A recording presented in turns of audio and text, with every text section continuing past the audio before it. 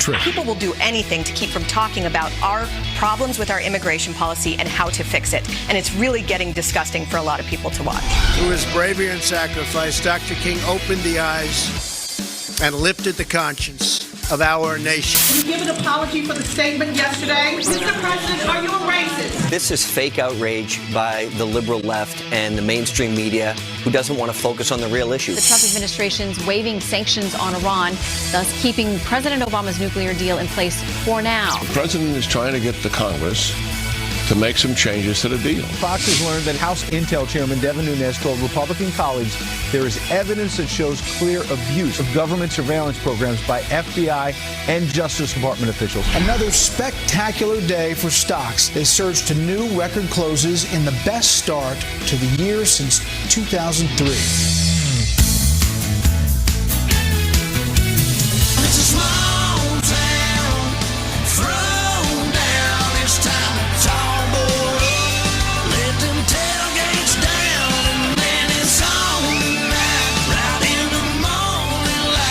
Welcome to Fox and Friends on this Saturday morning, January 13th. We got Leland Vinner, Rachel Campo-Stuffy on the couch. You know, I don't think you're from a small town. You're from New York, right? Negative, Ghost Rider, from St. Louis, Missouri. Outside of that. Hey, I gotta tell you, guys from small Midwestern, towns, like you. Guys from small towns wear cowboy boots, okay? Guys from, fancy places got shoes and socks with lines on them, all sorts of stuff going on here. You got me. It's true. No, but that means we're bringing a little bit of small town to you, America, from the big city here. Yeah, a little throwdown on the couch all morning long. Because I live in a small town. I live in Wausau, Wisconsin. How many people? Not a lot. Probably less than his town. A lot less. A couple thousand? Yeah. No, more than that. So we'll do a little small town in this big town for you this morning. Thanks for being here. But if you've been watching the media, if your television hasn't exploded yet, it's close to it. Because the amount of outrage we're seeing across the spectrum about the president's comments regarding the DACA deal and immigration and who comes and who doesn't. Well, where the left goes is where they go almost all the time on this. They go to the R word, to racist. He's a racist, and they can't stop. Here's a little bit of a montage of what the Democrats and the media were saying yesterday about the president. Folks, you can debate all you want about the president's recent language, but you cannot debate what it seemingly reveals about his core beliefs, that white Europeans are good and brown immigrants are bad. I've called him a racist, deplorable, despicable, added to what others are calling him, a moron, ignorant. The United States of America is represented by the most despicable human being that could possibly ever walk the earth. I can say now Donald Trump is a racist. Yes, absolutely. I can say that now. It's disgusting, it's vile, and it's racist. And I don't think that we need to ask the president whether he's a racist or not. The president's words, they speak for themselves.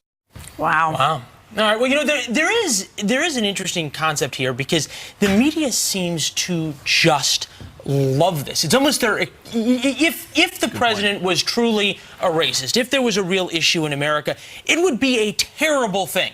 It would be an awful thing. But yet, when you listen to some of these commentators, you saw Don Lemon when he kicked off a show a couple of days ago announcing to the world that the president of the United States is a racist, in his words.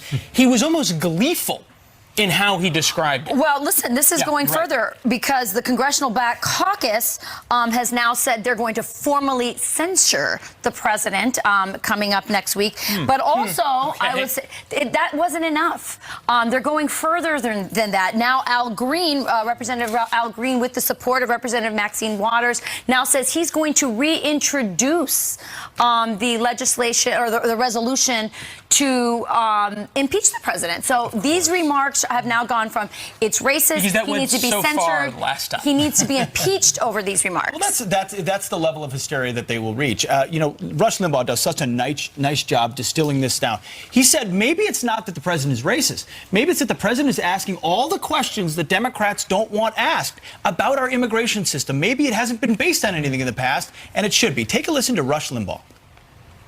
He blew the whole thing up with one question. Forget the words used.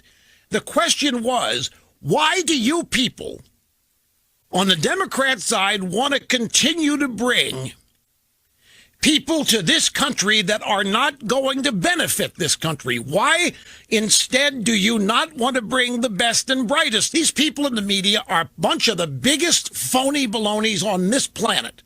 acting like they don't talk this way. They think this way about flyover country, as though anybody who does think or talk that way is somehow subhuman. Bottom line here is that the President of the United States was presented with an absolute rotten deal. This is precisely the conversation the left does not want to have. Who exactly are we importing into our country, and how are they doing once they get here? If you listen to the left, every single dreamer in this country is a valedictorian and a war hero. Every single one. Yeah. Listen, there are a lot of wonderful dreamers doing great things, but the obsession over that does not translate into a rational conversation about our immigration policies. I mean, the State Department issued warnings, ironically, on January 10th about Haiti and El Salvador. This is not an indictment of all the people there. This is a recognition that a lottery from countries around the world may not be the best system. I love what Rush Limbaugh pointed out there, though. Go back to what he said about how the left speaks about conservatives in much the same way. Remember, it was Peter Strzok, the FBI agent, who leaked these, who had the email exchange with his lover, who said, "I can smell Trump supporters in Walmart." That's the disdain they have for conservatives, for people who support Donald Trump, and then they're all melting down over the president allegedly saying, these comments. Yeah. I'm not going to say them. For all the outrage that the left is having here and talking about, we're going to go ahead and try to impeach Donald Trump over this, or we're going to censure him, they're wasting no time making political hay out of it. We got Nancy Pelosi out with a statement now saying, now it is time for a clean DACA bill. Right. Remember, Dianne Feinstein brought that up in that meeting earlier this week with President Trump, but Pelosi wants now a migration. If you end the lottery system, then he said this, and the Democrats used it to go, now we want a clean DACA bill. Yeah, we're going to look a little bit at that tape. Because they love talking on the racial grounds. A little later at that tape and sort of how well it played versus now. And in some ways, the Democrats continue to look for different distractions, whether it's all of a sudden going, everything's racist. And there's also some other stories they don't want in the media. Devin Nunes has some sources from inside the FBI, and Fox News is learning from our sources that Nunes is charging abuse of government surveillance by FBI and Justice officials. Pete, as you pointed out, the dots have been there for a very long time. Nunes now sort of putting them together for everybody. We're guilty of what the so-called mainstream media wants to do, which is obsess over these comments the president made and not focus on the scandal of the century. I don't know, the scandal of whatever it is. The fact that the Obama administration used government agencies to surveil a political opponent. Devin Nunes, the chairman of the House Intelligence Committee, has now said behind closed doors twice to two different groups that he has seen documents, the FISA warrants themselves, that show that it was the Obama administration's intention to surveil Trump folks using the FISA process. And he intends in the next couple of weeks to reveal that to all 435 members of the House of Representatives, so they can make their own conclusions. This is evidence of the worst suspicions many of us have had. I mean, you can't do what Dianne Feinstein did and just lay it all out there for everybody. Just throw it out. Yeah, not call anybody because Devin Nunes has been a hero throughout this process. He's been shamed by the left, pushed out of the investigation. He's come right back in. I think he's been vindicated in a lot of ways, and I think what we will see come out at the end of the month may fully vindicate him. Absolutely. Well, on this very program, about, 9 months ago, Mark Levin, in March of last year, came on this program because he'd been reading open source documents, just regular, the Washington Post, the New York Times, about surveillance. He put it all together before anyone else did. Take a listen. The issue isn't whether the Obama administration spied on the Trump campaign or transition or certain of its surrogates. The issue is the extent of it. They ought to release both FISA court applications where they sought the warrant. The one in the summer and the one in October. So we know exactly what they were doing. That's number one. Number two, Congress needs to see the daily presidential intelligence briefings over the past year or so. Those are the beginnings of a serious investigation. This is the moment, March, almost a year ago, when the reporting was all about, look at all the collusion, and the newspapers were talking about the surveillance and the FISA courts and the FISA. This is before anyone realized it was being used to spy on Trump for political purposes. Now they don't want to talk about it anymore. Can you imagine the reverse, Pete, though? Can you imagine if the Bush administration had used their powers to help John McCain and to spy on Barack Obama during his campaign and possibly even during his administration? It's crazy. You're already seeing the left try to undermine the reporting on this story. You spoke about President Obama. speak of him himself, the former president. He is back and already trying to discredit a lot of the reporting that is going on about this issue. Take a listen. One of the biggest challenges we have to our democracy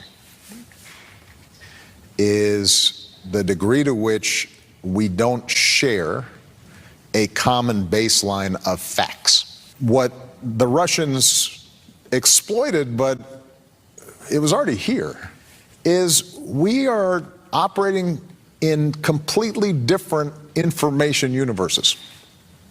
If you watch Fox News, you are living on a different planet than you are if you listen to NPR. I don't know about everybody else, but I think we're all on planet Earth. At least as far as if you're watching this program, I think you're on planet Earth. Fox has not extended out our broadcast reach beyond the solar system that we know of. But if you're Barack Obama and you know Devin Nunes might be dropping something at the end of the month that proves that your administration was spying on on Donald Trump as a campaigner or as a candidate, you might want to discredit Fox, because I can guarantee you we'll be the only ones covering that. Well, of course, and I don't know the exact timestamp of when that aired, but he hates Fox News because he hates the fact that the left doesn't control the entire narrative anymore. Yeah. Just like talk radio. For the longest time, whether it was Walter Cronkite or whoever got to call balls and strikes, they were the truth. Well, now we have an opportunity for the truth to come out. Thank God. And he doesn't like it. And you're right, without Fox News Channel or other outlets, all this stuff gets swept under the rug and never talked about. Everybody makes such a big deal about Donald Trump being at war with the media. It was President Obama's advisors who talked back in 2009 about treating Fox News as a political opponent. Sure. This goes way back. That clip's pretty recent with David Letterman out on Netflix. If you care to watch the whole thing, hear what he says. We want to know what you think about what President Obama just said. What planet are you living on? Let us know, friends at foxnews.com. That's exactly right. What are you fired up about this morning? Let us know. All right, we're moving on to a few more topics. President Trump honoring Martin Luther King Jr. as the media attacks him, asking him if he's racist. Of course. Of course. But Alveda King has a response. She joins us next. And he wanted to take down a Christopher Columbus statue because it offended many people. Now, New York City Mayor Bill de Blasio wants to spend millions on what he calls good statues. Maybe a statue of Pete Hegseth. That's what he's talking about. Barack Obama. It's definitely going to be Barack. President, are you a racist? Mr. President, will you respond to these serious questions about your statement, sir? No, Mr. President, I'm talking to the president, not you, sir. Mr. President, are you a racist? That was April Ryan. You could hear the voice yelling out, Mr. President, are you a racist? Well, more media backlash over President Trump's comments about certain countries during his recent meeting on immigration. This, even as the president honors Dr. Martin Luther King Jr. Day. But isn't he just acknowledging the serious problems in those countries and the need for a strong America to address these issues? Joining us now with her reaction, the niece of Dr. Martin Luther King and Fox News contributor Alveda King. Nice to see you, ma'am. As always, good morning. Thank you. Your uncle fought real racism at home, certainly, and throughout much of this country, and made real change. What is it when everything is racist, when that is the word now that everybody paints everything with that they don't like? Does nothing become racist? Does it in some way sort of cheapen what your uncle fought so much to defend against and to stop? Well, I believe Rachel just put it best. And by the way, good morning, everyone. Good morning. Fox and friends, thank you for being on it with real news and not fake news. So to answer your question, absolutely. Racism is just a word that's being bandied and thrown about and thrown at the president, in my opinion, unjustly. President Trump is not a racist. I've been with the president recently quite a bit, and when he signed the legislation making the historic site, Martin Luther King site in Atlanta, Georgia, a national park, it was introduced by Congressman John Lewis, and that, believe it or not, that's one thing the two of them did together. It took two to do it, and I'm so glad the president has done it. But what is so outrageous, to call a man a racist who continues to acknowledge the significant work of Dr. Martin Luther King Jr., Reverend Dr. Martin Luther King Jr., my uncle, in a positive way. And he puts his money where his mouth is. He puts his energy behind it. And in making America great again, you know, perhaps saying that in Haiti and in Africa, Africa is a huge continent with many nations. There was no offense to the people, a lot of dignity to the people, but the hellholes in that, some of their own leaders in Africa and Haiti have taken advantage of them and the area and done a disservice to the people. So, and again, Rachel, yes, to have a strong America, a compassionate America who can really help nations like Haiti and all the African nations. African people are brilliant. Haitian people are brilliant, productive, and wonderful, and they deserve better. And I believe that President Trump not only understands that, but is making America great again so we can be a big help to clean up some of the hellholes across the world and in our own nation. He's doing a great job with prison reform and helping those prisoners come back to society to lead productive lives. He said to people on Medicaid, okay, you need assistance, that's a good thing, but you need to work as well. Have the dignity of a job. I like all of those things. The little babies in the womb. I could go on and on about all the good things he's doing. So could Pete. Sometimes you got to ask one question and get one great answer, and that's where we have to leave it. Alveda King, thank you very much for what you do and for your insight this morning. We appreciate it. Thank you. Thank you, ma'am. Thank you. All right. Is it even possible colleges becoming more and more liberal with conservatives being shouted down? And one professor says the liberal shift is set to get even worse. He'll explain why next. Overnight, ending a manhunt for the man who allegedly opened fire on a Knoxville police officer. Police arresting Ronnie Wilson in Blount County, just outside of Knoxville, nearly 2 days after police say he shot an officer in the shoulder during a traffic stop. Officer Jay Williams has been released from the hospital. He's expected to be okay. And President Trump keeping the Obama-era Iran nuclear deal alive, but warning this is the last time. Despite his open opposition, the president is outlining two paths forward: either fix the deal's disastrous flaws and permanently block the potential for Iran to build nuclear weapons, or the U.S. will withdraw, he says. The deal's fate now has a mid-May deadline.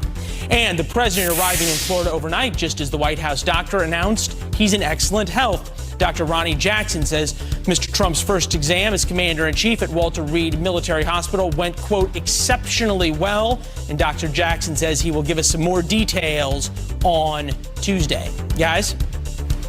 Thank you, sir. All right. A new poll out shows that conservative students are more reluctant than other political affiliations to speak out about politics in class. Shocker. And one professor is offering a reason why. According to his recent studies, professors in colleges are becoming increasingly even more liberal in the last few decades, going from around 45% identifying as liberal in 1969 to nearly 60% in 2013. Now they don't call themselves liberals, they call themselves progressives. And it could get worse. Here to discuss is visiting assistant professor of economics at Berry College, Philip Magnus. Philip, thank you very much for joining us this morning. So first off, why this shift? I mean, we all think of higher education as liberal. Why are you saying it's getting more liberal? Right. Thanks again for having me. Well, a couple things. If you look at the surveys historically, we have about 50 years worth of data where they've been asking professors a simple question: where do you self-identify? Is it conservative, moderate, or liberal? And for most of the late 20th century, it was a pretty stable ratio. College faculty always tended to lean on the left, but they hovered around 40 to 45% for a good 30 years. And then right around 1998, 1999, there was a break that happened. And that break saw a rapid acceleration of faculty members that started to self-identify as liberal, and it came at the expense. There was a decline simultaneously, not only in conservatives, but faculty members that identified as moderates. People, why? What, you know, is that a concerted effort?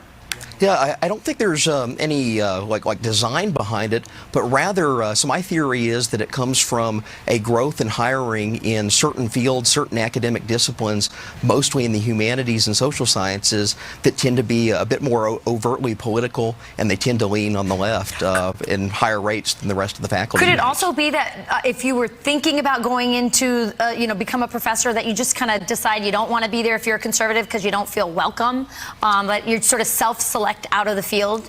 Right, right. And I think this is entirely a problem. What you see is, so for example, let's take English. It's the largest humanities. The most recent poll shows that about 80% of English faculty identify on the political left. Now, if you're a conservative and you want to study English, where do you go to grad school where you're not going to face a similar type of, ideologically minority position? And you have this new proliferation of whether they're gender studies departments or women's studies departments or minority studies departments.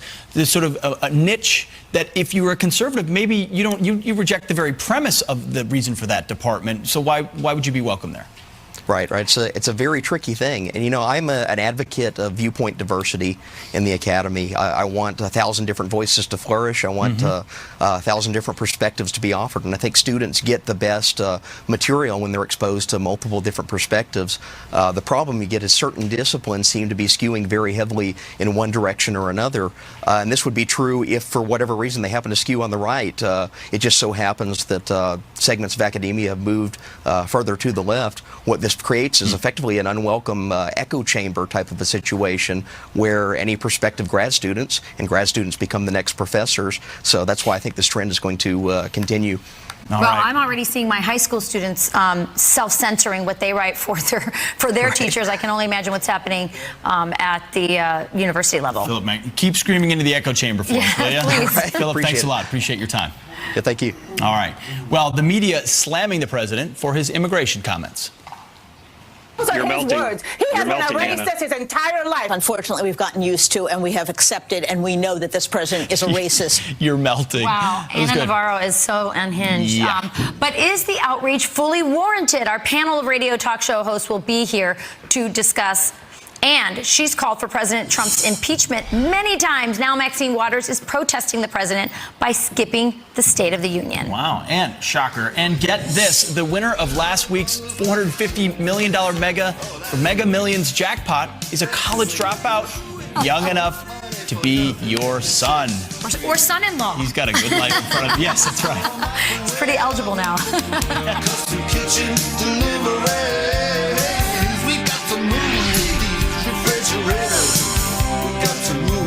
You're melting. Words. He has been a racist his entire life. Unfortunately, we've gotten used to and we have accepted and we know that this president is a racist and, to quote his own staff, a dope. When you then add on, we need more people from Norway. Because basically, to me, that's like saying, well, we don't want y'all brown people because you're not doing anything for the country. You think you've seen full meltdown mode until you see full meltdown mode. And that's the media right now, continuing their racism narrative in the wake of President Trump's recent immigration comments. But does everyone in the media share the same outrage? Let's get a reaction from our panel of radio talk show hosts. Not enough microphones for this crew. Host of the Wilkow Majority, Andrew Wilkow, Fox News contributor David Webb, radio host and Fox News contributor Tammy Bruce, and the host of Steele and Unger on Sirius XM, Rick Unger. Good morning to all of you. Thanks for being here. You're not going to have time to talk. I'm not even going to try to Sit talk. back. So, but I'm going to start with Rick, our resident liberal here. Are you hysterical about what's happened? I don't get hysterical, so I'm not sure I can say that. Look, there are obviously some problems with the comment on a lot of fronts, and Andrew and I were talking about it earlier. But you have problems with the comments about the comments. I mean, it seems that the expletive word is CNN's favorite word right now. Yeah, look, I mean, it's something that you certainly have to wish wasn't said, because I think the president should have known it would escape that meeting. Now, I'll tell you what, I am putting a little blame on the leakers, and I'll tell you why. I think the most, aside from the moral issues, and everybody has their own point of view on that, there is a foreign policy issue here. There are parts of sub-Sahara in Africa that are the fastest growing economies in the world. People that we need to do business with. We want our American firms doing business. That coming out will definitely not be helpful. Tammy, does it matter that comment was made in the context of a lottery system? So, yeah, you can separate countries from people, but what if you're not getting necessarily to choose who those people are? Well, look, it was a comment made in the larger construct of who we're bringing in and what we want here in this country. And the issue is for the people, whether they're from Haiti or anywhere else, which, by the way, there's now an admission Haiti was never mentioned, of course. That was just an add-on because, of course, it's more dramatic. But it really is for the people who've come here from those countries. They're the ones who agree. They've left those countries for a reason, and getting here for that dynamic, a realization that their lives can be better. But this is a larger conversation. It's why we have government. They should be having it. But the reaction has been is denigrated the nature of why you have those conversations in private in the first place. Look, the Democrats were getting Donald Trump to agree with them on DACA and certain things, and they turn around and do this. So it's going to be now a problem for the Democrats. Maybe the president should rethink those kinds of meetings because of this kind of thing happening. Well, how much is the salty language also a reaction to a bad deal that the president had presented to him as well? It's a reaction to a bad deal and all those other things. I'm going to agree with Rick on something, which is the leakers are the problem here. Look, go inside White Houses, close the doors, and you have frank talk. The problem is you've got people now who take that frank talk out of the room. And let me ask the obvious question. What was wrong about some of the things he said? Put the expletive aside and look at countries broken down by despotism, by warlords, by criminal cartels. This isn't about people or landscape. It's about the leadership of those countries. $500 million raised to help Haiti. Look at the state of this country. Democrats are fighting to keep Haitians on TPS here, temporary protected status. Well, if Haiti's so great, why do these people not want to run back? The problem is you look at Africa, where out of 50-something countries, 32 or so of them are broken down with Islamism, warlords, Al-Shabaab, various forms of strife, and they're economically, it's actual tragedy. Well, what if temporary protected status is never temporary? I mean, what the president is pointing out is these things that are temporary policies eventually just slide into becoming permanent. I'm gonna put the cherry on this. If you were to sneak that camera into an Upper West Side of Manhattan dinner party, and the topic was Trump voters, states that went for Trump, the Midwest, anything between the George Washington Bridge and the Golden Gate Bridge, what kind of language do you think those Upper West Side of Manhattan Rick Unger types? What do you think the Rick Unger types? Come on! I've talked with you. Really? Look, you got to be careful here. This is one of the memes that's trying to deflect this thing. Nobody's angry at the president for using a cuss word. We all cuss. Really? Yes, they are. No, they aren't. No. They're angry. And the other one, they can't get enough of it. They're angry about the context he used it in. Look, people. When referring to Haiti, people got a Jeopardy question. Wait. People emigrate to other countries because they think they're going to have a better life. I got to tell you, I grew up in a town in Ohio that everybody used to refer to with the same exact word. But let me just add, watch the hand. We got one more minute. Tammy, go ahead. We've only got 1 minute left. Go ahead. But let me just say that the left isn't angry about anything. This is an opportunity. They're opportunistic. They see something that's going to help them gain some credibility with their base. They've never cared about this dynamic. It's been the UN, it's been Barack Obama that's made the world a dumpster fire, that has created these problems. They're not suddenly concerned about these regions. Haiti has been out there being abused and ruined because of the global international system. Sure. They have nothing that any of these liberals care about, and so it's been abandoned. So they don't suddenly care about any of this. It's all theater. Seconds, David. The bottom line on this is, to Andrew's point, you've got the crew that made fun of it. Let's look at the Tea Parties and teabagging, which was their favorite word over at MSNBC. They were obsessed with it, and now they're offended by language. This is all about going after Trump. It's all BS. Trump literally could cure cancer. They'd say he created it so he could cure it. All right, I don't know about you, America, but I want more of this, which is why we're going to have you guys stick around, and we're going to do round 2 of this as well. Rick, you're a little outnumbered, but we love you anyway. All right, Rachel, over to you. Turning now to your headlines. A suspect is now in custody 3 days after detectives discovered the body of an Ivy League student buried in a California park. 20-year-old Samuel Woodward is accused of murdering his high school friend, 19-year-old UPenn student Blaze Bernstein. DNA evidence linking him to the crime. Detectives used Bernstein's Snapchat to track Woodward, who they say drove with Bernstein to the same park where he was found dead. It's still unclear how the student, who was home on winter break, died. The CDC says flu season appears to be peaking, with the disease now widespread in every state except Hawaii. The rate of hospitalization climbing with several weeks to go in the season. Flu rates roughly doubling this past week compared to the week before. 7 children died last week, bringing the season total to 20. Doctors still say the best way to prevent the flu is to get the vaccine, despite the CDC expecting it to be only 30% effective.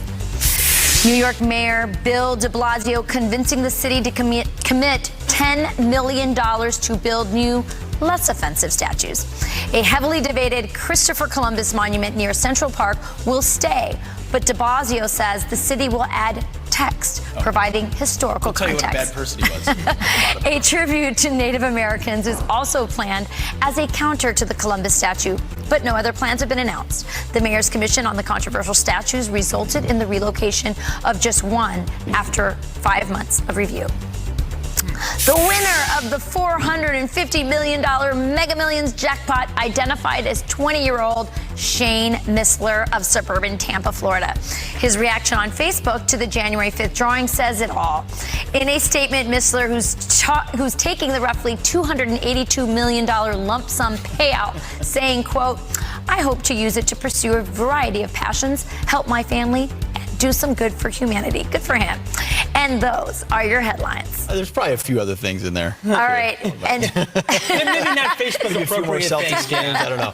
All right, we've got to move now on to some extreme weather with Rick Muth. Rick, good morning. Guys, good morning. A really big week with weather. We had all the floods out across parts of California. This is that same storm system is moving out across parts of the east. Now the snow moving in. Really warm yesterday across the eastern seaboard. That is all about to change. Here's the forecast radar with temperatures 42 in New York, 58 in Boston right now. By 10 o'clock this morning, 30 in New York, 42 in Boston. So the cold front is moving through, and behind this we have days and days of that cold air coming right back in. Take a look towards tonight. It's going to be feeling much colder, and by tomorrow morning this time, everybody back down towards the single digits. So the cold is there coming back in. Here is the wind chill. There's where the coldest air is, and once again, this looks very much like it did for the last couple of weeks across the eastern kind of 2/3 of the country. This air sticks around for the next number of days. Maybe not as bad as it was last time. Nonetheless, certainly not as nice as these last couple of days. Guys? Yeah, chilly all over. All right, Rick, thanks. Appreciate it. Thank you, Rick. All right, President Trump doubling down, saying no DACA,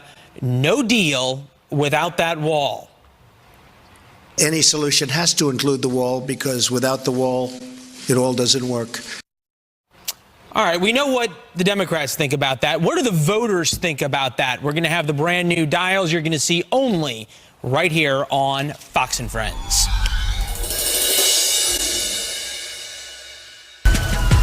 Life happens. That's why feeling safe is priceless. With ADT, you can feel safe with an ADT starter kit.